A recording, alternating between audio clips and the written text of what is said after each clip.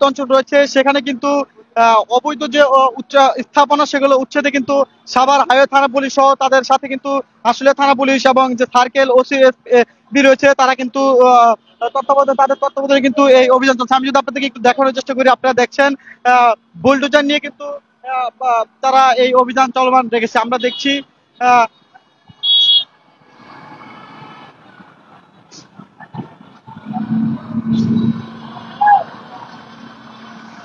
অসংখ্য অবৈধ স্থাপনা কিন্তু তারা ভেঙে দিচ্ছে, ঘুরিয়ে দিচ্ছে বুলডোজার দিয়ে। আমরা কিন্তু দেখছি আজকে সকাল থেকে কিন্তু তারা এই উচ্ছেদ অভিযান তাদের এই উচ্ছেদ অভিযান চলমান রয়েছে।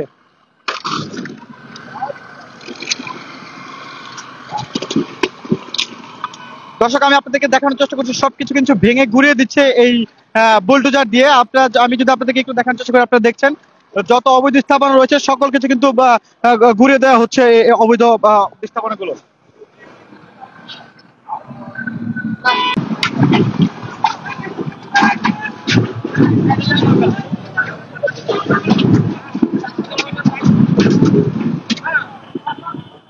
আমরা দেখছি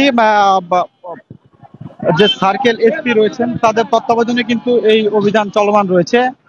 এখানে আশুলিয়া থানা পুলিশ এবং সার্কেল এসপি সহ তারা কিন্তু রয়েছে। আমরা দেখছি, আমরা সামনে আসেন, আমরা দেখছি অসংখ্য। আমরা যদি একটু কথা বলার চেষ্টা করি, এই অভিযান আসলে কতক্ষণ থাকবে বা এই অভিযান যতদিন পর্যন্ত এরা আবার বসাবে আবার আমরা অভিযান করব, কিন্তু এরপরে থেকে আমাদের শুধু অভিযান চলবে না, আমরা অ্যারেস্ট করব, আইনের আওতায় নিয়ে আসবো, মানে সরকারি জায়গা দখলের জন্য এবং চাঁদাবাজির মামলা সহ এর পরবর্তীতে আমরা আইনগত ব্যবস্থা নেব। আমরা এখন ঈদ উপলক্ষে না, শুধু ঈদ হবে না, এটা কন্টিনিউয়াসলি চলমান থাকবে। আমরা সকালে দেখেছি আপনারা হেমায়তপুর করেছি, সাভারে করেছি, এরপরে এখানে আমরা করছি, এরপরে আমরা শ্রীপুরে যাব, ইভিজেডে যাব, বলিভদ্রে যাব, সব শেষ করে দেবো। ধন্যবাদ আপনাকে।